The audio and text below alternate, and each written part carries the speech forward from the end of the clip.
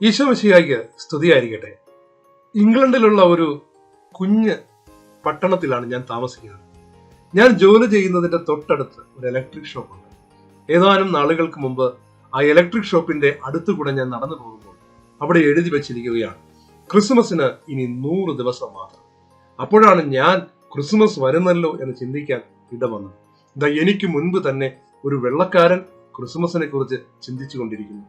കുറച്ചു നാൾ കഴിഞ്ഞപ്പോൾ റോഡുകളിലും എല്ലായിടത്തും തോരണങ്ങളാണ്. വർഷങ്ങളായി ഞാനിവിടെ കാണുന്നൊരു കാഴ്ചയാണ്. വർഷങ്ങൾക്ക് മുമ്പ് ഞാനിവിടെ വിദ്യാർത്ഥിയായി ഉണ്ടായിരുന്നപ്പോഴും ഇത് തന്നെയാണ് അവസ്ഥ. സാന്താക്ലോസിന്റെ രൂപങ്ങൾ, സമ്മാനങ്ങൾ എന്റെ ജോലി സ്ഥലത്ത് ഒരു ക്രിസ്മസ് ട്രീ ഉണ്ടാക്കി വെച്ചിട്ടുണ്ട്. അവിടെ വലിയ വലിയ അലങ്കാരങ്ങളൊക്കെ ഉണ്ട്. ഈ ക്രിസ്മസ് ട്രീയുടെ താഴെ ഒരു ബാസ്ക്കറ്റിൽ ഒരു ദിവസം ഞങ്ങൾ ചെല്ലുമ്പോൾ ഒരു കാര്യം എഴുതി വെച്ചിരിക്കുകയാണ്, ഇവിടെ സാന്റ വന്നിട്ട് പോയി, നിങ്ങൾക്കുള്ള സമ്മാനം ഇതിനകത്തുണ്ട്. അങ്ങനെ സാന്റാക്ലോസിന്റെ സമ്മാനമൊക്കെ എടുത്തു, നല്ല സമ്മാനം, ഞാൻ വീട്ടിലേക്ക് പോന്നു.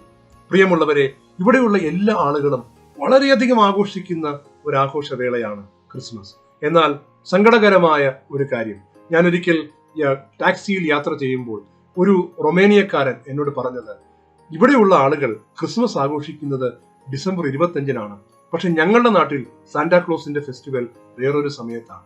ഞാൻ അന്തം വിട്ടുപോയി. കാരണം അയാളെ സംബന്ധിച്ചിടത്തോളം ക്രിസ്മസ് സാന്റാക്ലോസിന്റെ ഫെസ്റ്റിവൽ ആണ്. ഇവിടെ എല്ലാവരും തന്നെ ക്രിസ്മസ് എന്ന് പറയുന്ന ആ സമയത്തെ വ്യക്തി ആരാണ് എന്ന് ചോദിച്ചാൽ സാന്റാക്ലോസ്, നമ്മൾ ഓർക്കുന്ന വ്യക്തി ആരാണെന്ന് ചോദിച്ചാൽ സാന്റാക്ലോസ് എന്ന് പറയുന്നതിനാണ് ഏറ്റവും കൂടുതൽ സാധ്യത. എന്തുകൊണ്ടാണ് സാന്റാക്ലോസിനെ ഓർക്കുകയും യേശുവിനെ മറക്കുകയും ചെയ്യുന്ന ഒരു സാഹചര്യം ഇവിടെ ഉണ്ടായത് എന്നതിനെ കുറിച്ച് ഒരാൾ പറഞ്ഞത് നിങ്ങളോട് പങ്കുവെക്കാനാണ് ഞാൻ ആഗ്രഹിക്കുന്നത്. നാളുകൾക്ക് മുമ്പ് ജീസസ് യൂത്തിന്റെ പ്രവർത്തനങ്ങളുമായി ബന്ധപ്പെട്ട് ഞാൻ അന്ന് ലണ്ടനിലായിരുന്നു. അവിടെയുള്ള ഒരു ദേവാലയങ്ങളിൽ ഞങ്ങൾ പ്രോഗ്രാമുകളൊക്കെ നടത്തുമ്പോൾ ഇതറിയാവുന്ന ഒരു വൃദ്ധനായ ഒരു വൈദികൻ നമ്മളുടെ ആത്മീയതയെക്കുറിച്ചൊക്കെ ചോദിച്ചപ്പോൾ ഞങ്ങൾ പറഞ്ഞു, ജീസസ് യൂത്തിലൂടെ ഞങ്ങൾക്ക് ലഭിച്ചിരിക്കുന്ന ഏറ്റവും വലിയ കാര്യം യേശുവിനെ ഒരു വ്യക്തിയായി സ്നേഹിക്കാൻ, യേശു ഒരു വ്യക്തിയാണെന്നും ഞങ്ങളുടെ ജീവിതത്തിൽ എപ്പോഴുമുള്ള ഒരാളാണെന്നും ഞങ്ങൾക്ക് എപ്പോഴും സംസാരിക്കുവാനുള്ള ആളാണെന്നും ഞങ്ങൾക്ക് ദൈവം നൽകിയിരിക്കുന്ന ഏറ്റവും വലിയ സമ്മാനമാണ് യേശു എന്ന വ്യക്തി എന്നും ഉള്ള ബോധ്യമാണ്. യേശുവുമായുള്ള വ്യക്തിപരമായ ബന്ധമാണ് ജീസസ് യൂത്തിന്റെ ഏറ്റവും പ്രധാനപ്പെട്ട ആത്മീയത എന്ന് ഞങ്ങൾ ഈ അച്ഛനോടൊക്കെ പറഞ്ഞു. ആ സമയത്ത് അച്ഛൻ ഞങ്ങളോട് പറഞ്ഞൊരു കാര്യമുണ്ട്, ജോസഫ്, ഞങ്ങൾ പരാജയപ്പെട്ടു പോയൊരു കാര്യമാണ് നിങ്ങൾ ഇപ്പോൾ പറഞ്ഞത്. ഞാൻ ചോദിച്ചു, എന്താണ് അച്ഛൻ? ജോസഫ് ശ്രദ്ധിച്ചിട്ടുണ്ടോ, ഈ ഇംഗ്ലണ്ടിൽ എല്ലായിടത്തും അല്ലെങ്കിൽ യൂറോപ്പിൽ എല്ലായിടത്തും ഞങ്ങൾക്ക് ചാരിറ്റി വലിയ പ്രാധാന്യമുള്ള കാര്യമാണ്. അപ്പോൾ ഞാൻ ശ്രദ്ധിച്ചു, അത് ശരിയാണ്. ഈ ചാരിറ്റി ചെയ്യണമെന്ന് ഈ ദേശത്തെ പഠിപ്പിച്ചത് ആരാണ്? യേശുവാണ്, സുവിശേഷമാണ്, സഭയാണ്. അന്ന് സഭ ചാരിറ്റി എത്രത്തോളം പ്രാധാന്യമുള്ളതാണെന്ന് മനോഹരമായാണ് ഈ ദേശത്തെ പഠിപ്പിച്ചത്. എല്ലാ പള്ളികളിലും ഞങ്ങൾ പ്രസംഗിച്ചു, അതിനുവേണ്ടിയുള്ള കാര്യങ്ങൾ ചെയ്തു.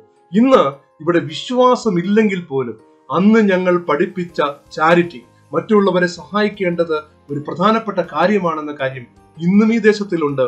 ദൈവവിശ്വാസം ഇല്ലാത്ത മക്കൾക്ക് പോലും ചാരിറ്റി ഒരു ആവേശമാണ്. ഞാനത് ആലോചിച്ചപ്പോൾ ശരിയാണ്, ഇവിടെ എല്ലാവർക്കും ചാരിറ്റി ഒരു ആവേശമാണ്. വെറുതെ പോയി ചാരിറ്റി സെന്ററുകളിലൊക്കെ വർക്ക് ചെയ്യുന്ന അല്ലെങ്കിൽ വോളണ്ടിയർ ആയിട്ട് ജോലി ചെയ്യുന്ന ആൾക്കാരുണ്ട്. അപ്പൊ ഇത് വളരെ സത്യമായിട്ടുള്ള ഒരു കാര്യമാണല്ലോ എന്ന് ഞാൻ അതിശയിക്കുമ്പോൾ അച്ഛൻ എന്നോട് പറയുകയാണ്, അതാ ചാരിറ്റി മറ്റുള്ളവർക്ക് നന്മ ചെയ്യുന്നതാണ്. അതുകൊണ്ട് ക്രിസ്മസിന്റെ സമയത്തും ക്രിസ്മസ് എന്ന ഫെസ്റ്റിവൽ ഞങ്ങൾ അങ്ങോട്ട് ആഘോഷിക്കാൻ തുടങ്ങി.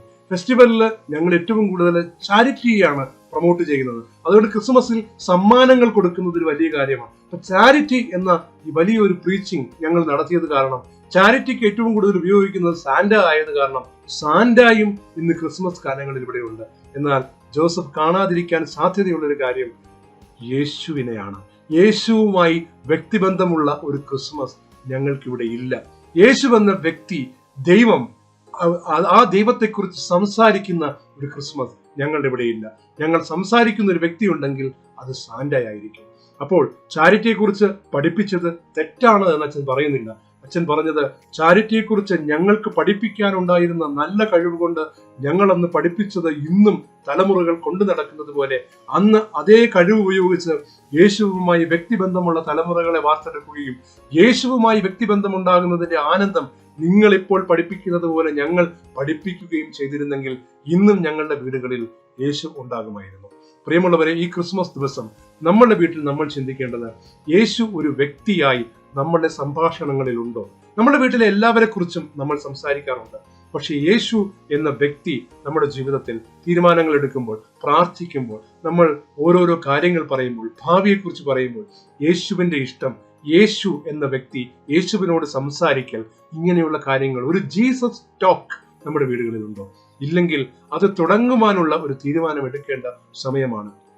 നമുക്കുണ്ടെങ്കിൽ അത് കുറച്ചുകൂടെ തീവ്രമാക്കുവാനുള്ള ഒരു സമയമാണ് ക്രിസ്മസ് സമയം. ക്രിസ്മസിൽ ആഘോഷങ്ങളെക്കാൾ ഉപരിയായി, വൈനും കേക്കും ഒക്കെ വരുന്നതിനേക്കാൾ ഉപരിയായി നമ്മുടെ ലഹരിയായി ഉണ്ടായിരിക്കേണ്ടത് യേശു എന്ന ദൈവമാണ്, യേശു എന്ന വ്യക്തിയാണ്, അവൻ്റെതാണ് ക്രിസ്മസ്. യേശുവിൽ നിന്ന് ക്രിസ്മസിനെ തട്ടിപ്പറിപ്പിക്കാൻ സാന്റയെ പോലും നമ്മൾ അനുവദിക്കരുത് എന്ന് പറയാനാണ് എനിക്ക് താല്പര്യം. സാന്റ നമ്മോടൊപ്പം യേശുവിനെ ആഘോഷിക്കുന്ന സാഹചര്യം ഉണ്ടാകട്ടെ, സമ്മാനങ്ങളും എല്ലാം യേശുവുമായി ബന്ധപ്പെട്ടതാകട്ടെ.